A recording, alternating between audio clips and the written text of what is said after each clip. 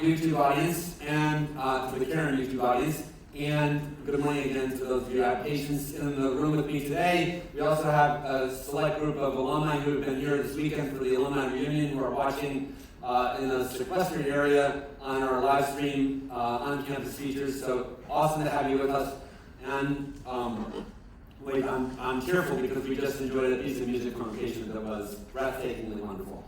And I started to reflect. When I came here in 2008, I had already had the experience of being in recovery for a significant period of time. And in the development of my recovery, I started as a person who professed himself to be atheist. Always have to look under the hood to see what that really means, I've discovered. But anyway, I would tell people I was an atheist. There are flavors of that. I was what I would today call an angry atheist. And then somebody pointed out to me, it's pretty hard to be angry at something you don't believe in. That was annoying. Anyway, so that, there might have been a crack there that ended up getting me here in front of you some years later wearing a robe and a stole. So I came to Caron in 2008, recruited by a fellow named Father Bill Hulper, dear, wonderful man. And I thought I knew about addiction and about faith and spirituality. I'd already been to seminary, I'd been pastoring churches, I'd made this peculiar flip from atheist to, and I had a kind of a brash, arrogant, strident self-confidence on the exterior. Not that I lacked insecurity, in fact, it was a mask, and I had an inner insecurity, but I kind of thought, well, how hard can this be? And so I quickly was humbled by being on this campus and working with our patients and families into realizing that, wow, I had underestimated how challenging I was going to find my work and the work of the clinical teams here and our engagement with those of you who've come into our care. You're tricky. So I've been attached to the Caron ship for 13 years. I'm so grateful. And one of the things I'm also excited about is that I would tell you that the Caron of today is, I think, a better Caron than it was 13 years ago. And I think we do many things that we do today with a level of sophistication and professionalism that would embarrass us if we look back through time warp and saw the way we practiced 13 years ago. And that gets me to a part of what I want to say. One of the things that we're working to do very diligently at the moment is describe ourselves authentically as a trauma-informed treatment provider. And there's a reason why. So for some of you that you'll know exactly what that means and others maybe not. But the first point in my outline behind me, which I completely already decided to disregard, was that addiction presents as a survival strategy. When we become addicted, one of the great writers of the present moment on the subject of addiction is a woman named Maya Salvis, and the title of her signature book is called Unbroken Brain, because what she's sort of making the same point that I'm trying to lean into, which is that we develop addictive disorders as our best attempt to make it through the day-to-day existence of our lives. They emerge as unhealthy and less than optimal coping strategies. But they are. They're coping strategies. When my parents drank the way they drank and used their chemicals the way they used their chemicals, I think they were addicted basically all my life. But then when my dad died, my mother's relationship with alcohol increased by an order of magnitude. And that was her best way of trying to make it through a day. So, but the other piece about it is the features of the survival strategies that emerge that bring people here they're so suboptimal that they're kind of not flattering. So let me just be not flattering for a minute. When we see our patients at what we would think of as their very most difficult, they can be cranky. Don't raise your hands, but just ask, do you have any? They can be defensive.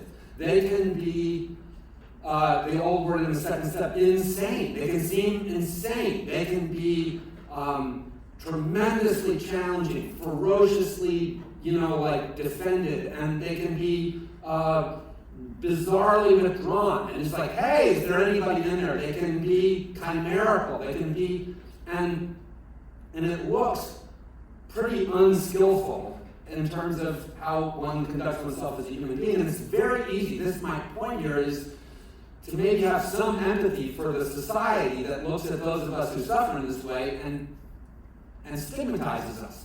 Because we look pretty stigmatizable in our worst.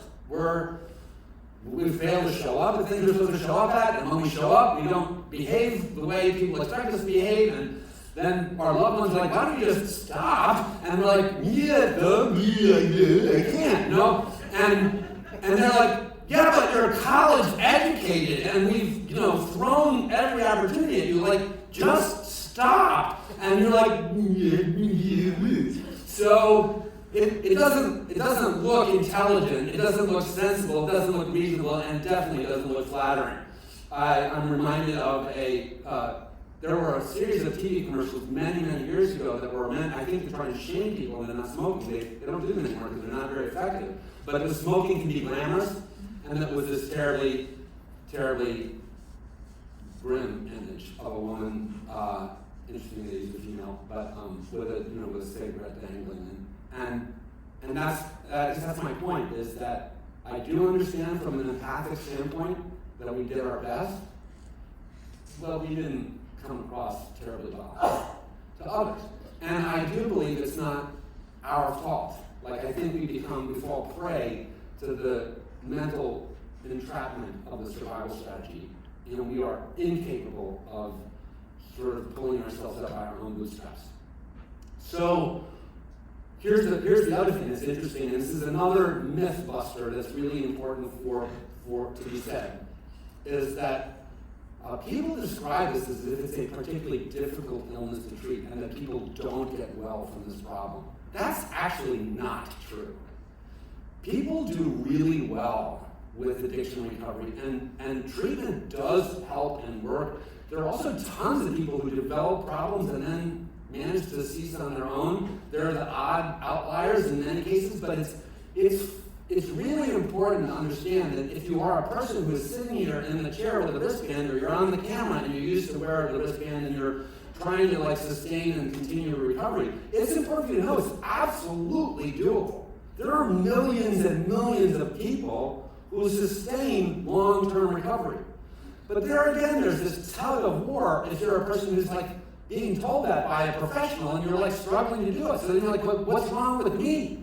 Why can't I stay sober when you're telling me millions of people do it? That's really helping me, Jack. So stay with me, please, on that. Recently, I have been given new language that has been really illuminating to me to understand what we're trying to do here. And I think it's so helpful, and it's transparent and accessible and really non-medical. So the source in this case is Patrick Caron, who describes addiction recovery freshly as an expert system.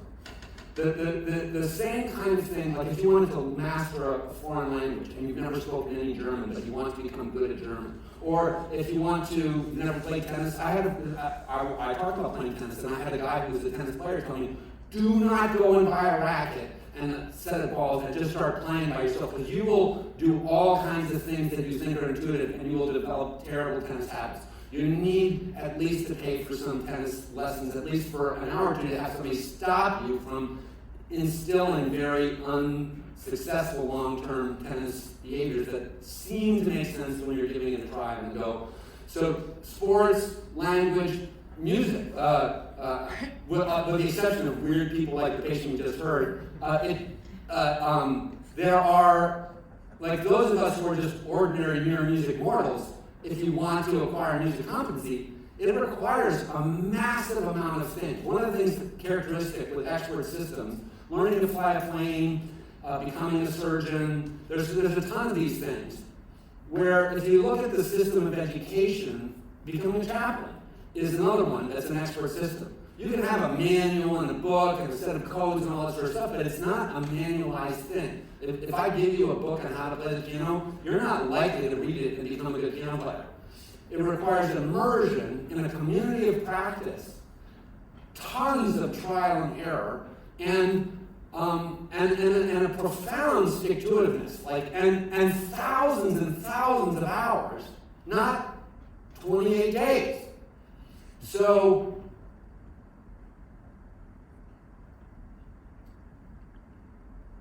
put the two pieces together with me for a second.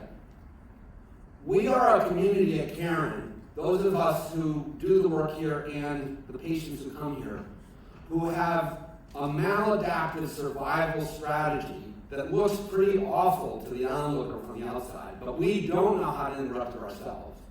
And the alternative is to acquire expert competence in something that would require dramatic immersion, intense amounts of commitment, and we're not necessarily going to do it well right out of the gate.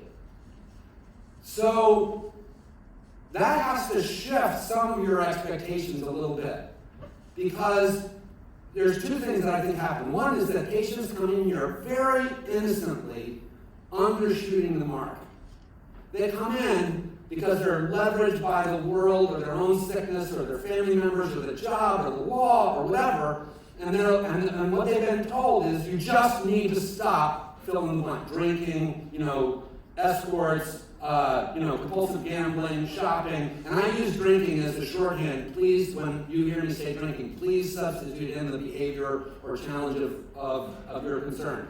And understand, this is the other thing, is that since this is an embedded and acquired survival strategy, if I take away the bottle from the baby, as it were, not trying to be insulting, but if I take away your primary coping mechanism, the probability is that rather than you doing well, you're going to manifest an alternative coping solution. So this is the patient who's here on our recurrence unit. That's my preferred term for what is called the relapse unit, but I don't like the term relapse, so I say recurrence unit. On a recurrence unit who comes here, had sustained recovery, went to a dentist or a surgeon or whatever, has a medical procedure that they absolutely need, and was given 10 Percocets or whatever, and they're like, oh, that'll be fine, that'll be all right. And usually you get a bottle of 30 or 50 of them, but the 10 Percocets that are now all that are doled out, the naive person says, I was never addicted to opioids, I'll be fine, I'm just an alcoholic, and now I'm 5 years in recovery, no big deal. No, not the case. Put that alternative survival mechanism in this poor person's body, and it will wake the demon. It will light the fire. It will suddenly reactivate the impossibility of cessation. It will create the very thing that looks so scandalous on the outside, the sneaky behavior, the hiding, the misrepresentation, the insanity, the folly of it will mystify us unless we understand that this is what's happening.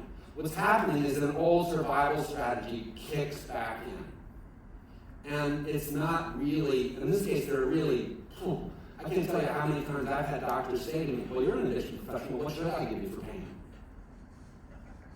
I'm like, you can never say that to another recovering addict in your care. It's astonishing to me how many doctors have said to me, tell me what you want. Because I present pretty well. So do you, by the way. Let me not get lost. If recovery is an expert system, and our patients often think of it as less than that, then there's a success gap. So what is it that you're shooting for? If you think that what you're shooting for is the cessation of the behavior, I'm going to tell you you're not aiming high enough. And this is where, even though today we understand that there are lots of solution strategies, they all involve immersion in the community practice and thousands of hours. Sorry, there's no easier, softer way, people. Like, there's no quick Internet use is a bad idea. Not that saying you shouldn't be on it, but I mean, it does not solve the problem. Monitoring does not solve the problem. It's just putting yourself a fence around you, and it does not guarantee long-term sustained recovery. But recovery Dharma, 100% totally advocate for it. Rather than 12 steps, no problem. You want to do that, or smart recovery, or whatever. Find a community of practice in which to immerse yourself and attach yourself in a mentor-mentee relationship to somebody who has acquired the expert knowledge. Because that's how you learn French, that's how you learn to play tennis, that's how you learn to be a doc, that's how you learn to be a chaplain. And there's a really positive outcome on the other side of this, which is that instead of being just not drinking and exhibiting all the same characteristics which have caused you to be scandalized, you have this really great other kind of an outcome, which is resilience and flourishing. People who immerse themselves in recovery communities of practice become pretty darn happy people. They have meaningful, purposeful lives. They contribute and give service. If you come back to Caron for an alumni reunion, I'm speaking to the patients here, those of you who came back, if you could have hung out with me yesterday, you would have hung out with an exuberant community. People who came back here for the reunion yesterday are not like, whoa, why would people even come back as if this was like their alma mater, right? It's bizarre until you get it. That what happened was that they came here and they were like zapped into an entirely different existence. This is not a modification of one behavior. This is the entrance into an entirely different way of living. And what are its hallmarks? Its hallmarks are resilience, flourishing, but one of the key hallmarks, is what I said was the theme earlier, which is lurking here in the background, is service. It is service to others. If you read the 12 steps, for those of you who can see them on the board here, the very last thing is to practice these principles in all our affairs and carry the message to others who suffer. So one of the ways that you can really see. I remember saying to a few people yesterday, wow, I can just like your recovery is shining. Why would I say that? First of all, there's a patient in the room with someone who's feeling much better, it's like great, and in 28 days, hey, it's awesome if you're feeling better. Great. There is so much more ahead. And the real milestones to measure your resilience and exuberance and meaningfulness and purposefulness and service are 3 months, 6 months, 1 year, 2 years, and 5 years. I'm sorry to tell you that, but that's true for piano, that's true for French, that's true for medicine, and yes, it's true for this. This is the reshaping of a brain that has become, sadly, misshapen in a way of trying to survive, but that is totally not working. So you have to re-architecture the way of living, which is what the brain sort of does. It manages our going about our day-to-day life. And I remember when I first was confronted with the steps, I had a couple things. First of all, I wanted to run from them because they kept saying, God, God, God. And I was like, nope, that's not me. But then the other thing, once I stuck around for a little while and I started reading them, I started every once in a while thinking, isn't this weird? I came here for not drinking and they're talking about moral inventories, amends, and like, why? What is the correlation between what's on that and the presenting problem? Not obvious. Let me say, I've written this, I want to got my outlines to almost say it right up. I think people look at those steps and think they're about how to not drink. But I would like to propose an alternative way of thinking about it. They're about who to become so as to not have to drink. I believe that's a fair statement. That they're about the transformation of the individual so that the previous coping strategy is no longer necessary. And that has to me, I hope it has to you, an incredible appeal. How to become a person that doesn't, need this sort of misshapen survival mechanism, but also loves him or herself and is capable, this is where the father-billisms come into play, putting families back together. Two sickies don't make a welling. Like all those things that he used to say so brilliantly, and I used to think, oh my God, it is so trite. And whatever. But now here I am, years later, articulating his incredibly brilliant condensations of this expert knowledge. So not only will this require intense commitment, it requires, and it will, I honestly believe it likely will only really work if you will immerse yourself in a community of practice. So, and then what you do is you get to deliver yourself back to the context of your previous belonging or to shape new contexts of belonging and become this useful and productive, I'm quoting the big book, and many of you don't know it, useful and productive member of society. Like you're going to start and you're going to give back. And like in the chapter of the employers, it's like, hey, if you're an employer, you want this person. You want a recovering person to work for you. Because they're going to suit up and show up. They're going to tell you the truth. They're going to, we become who one would want a person to be. And one of the most important things that a person can be, that one would want a person to be, if you are a parent, you would want your child, I pray you would want your child to be a child of service to other people.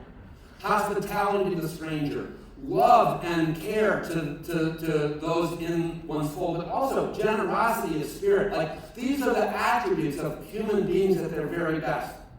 And yes, I am talking about unselfishness. That's one of the things that addicts get accused of all the time. Your behavior is so selfish, right? None of you have ever heard that, right? It's all about you. It's because that's how we present when people from the outside are looking at what's happened when our brain has gone down this tunnel. So it turns out that one of the things, this is an early secret in the master level training, is that you can begin to condition yourself out of that unhealthy survival mechanism by orienting yourself in service to others. When you have the decisions to make, will I do more treatment? Don't ask if it's in a comfortable setting, if they have, a swimming pool. You would never ask that about the chemotherapy provider, at least as the first question that's going to make your decision. It's fine as the fifth question.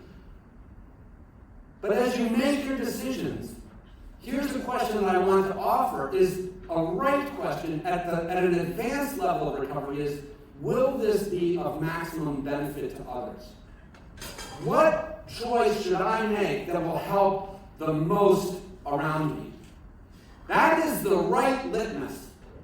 So you might think, oh, my kids need me at home right now. No, they need you to live and be at every Christmas or Hanukkah for the rest of their lives.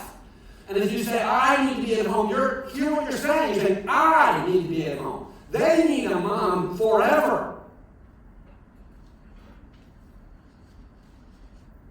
Alexis de Tocqueville, not somebody I really read, but is the person who is credited with the concept of what's called enlightened self-interest. And enlightened self-interest is the notion that selflessness is selfish. So if you really want to be selfish, and I do, I'll confess, it turns out you're going to get happier being selfless than you will being self-serving. It's a proven, known, demonstrated, evidence-based, research, understood fact.